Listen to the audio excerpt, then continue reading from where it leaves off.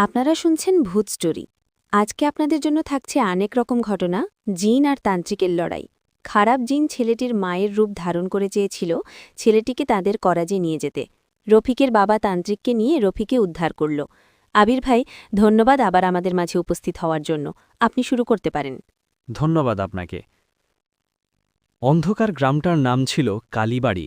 দিনের বেলাতেও এখানে এক ধরনের চাপা ভয় লুকিয়ে থাকত, কিন্তু রাত নামলেই সেই ভয় যেন জীবন্ত হয়ে উঠত।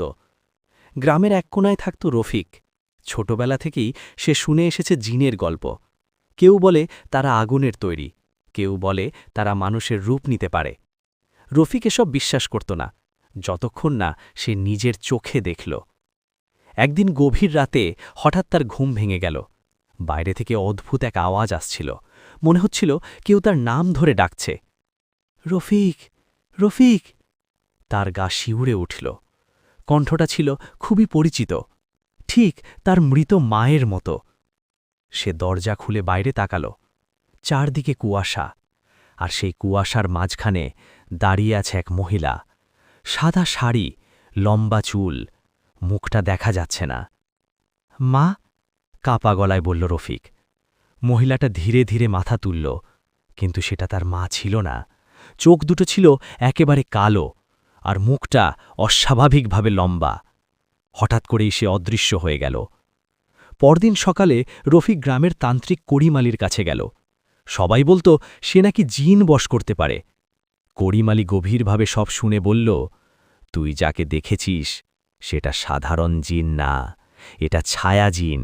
এরা মানুষের প্রিয়জনের রূপ ধরে ডাকে, তারপর ধীরে ধীরে তাকে নিজের জগতে টেনে নেয়। রফিকের গলা শুকিয়ে গেল। আমি কি করব?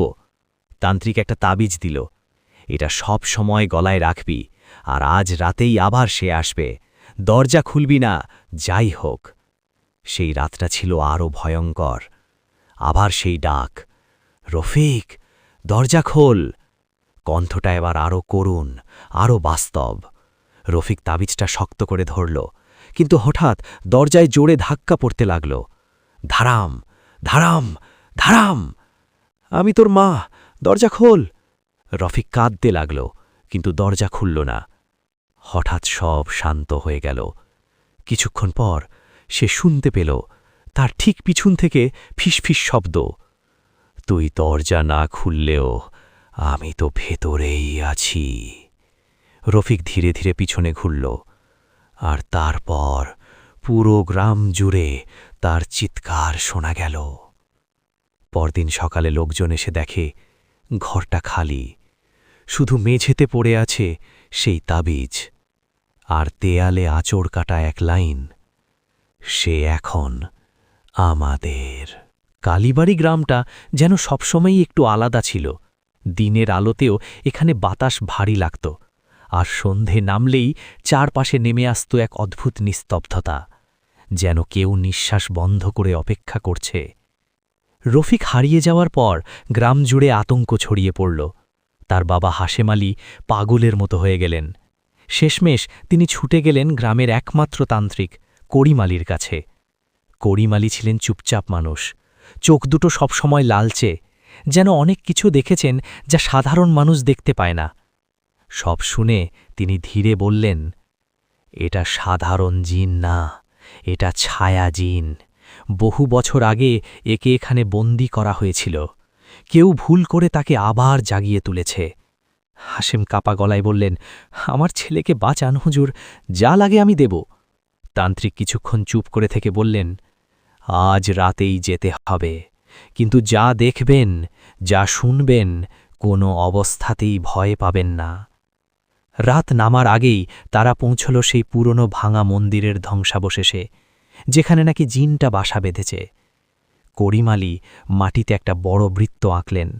চারদিকে লাল গুঁড়ো, কিছু অদ্ভুত চিহ্ন, আর মাঝখানে একটা কালো পাথর। তিনি হাশেমকে বললেন, আপনি এই বৃত্তের বাইরে যাবেন না, যাই হোক। তারপর তিনি কিছু মন্ত্র পড়তে শুরু করলেন।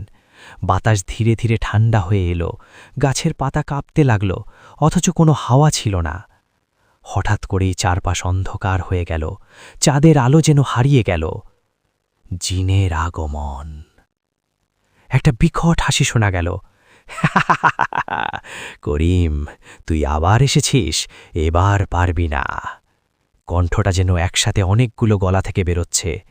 কুয়াশার ভেতর থেকে একটা অবয়ব বেরিয়ে এলো, কখনো রফিকের মতো, কখনো তার মায়ের মতো, আবার মুহূর্তেই বদলে গিয়ে ভয়ঙ্কর এক বিকৃত রূপ।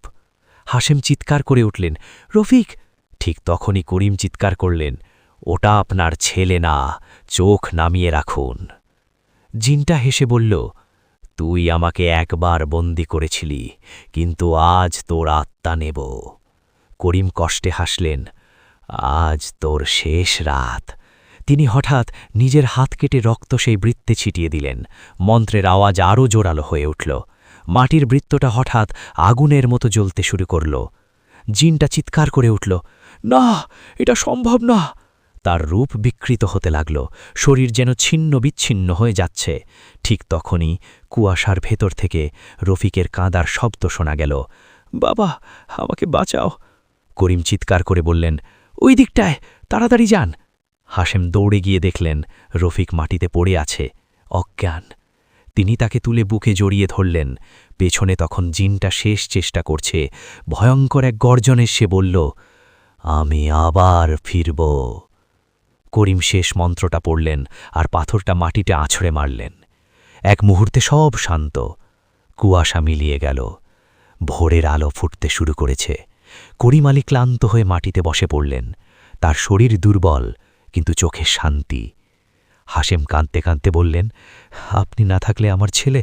করিম ধীরে বললেন, সব শেষ হয়নি, এরা কখনো পুরোপুরি মরে না, শুধু হারিয়ে যায়।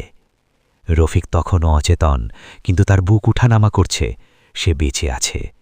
দূরে ভাঙা মন্দিরের এক কোণে একটা কালো ছায়া যেন মুহূর্তের জন্য নড়ে উঠল, তারপর আবার অদৃশ্য হয়ে গেল।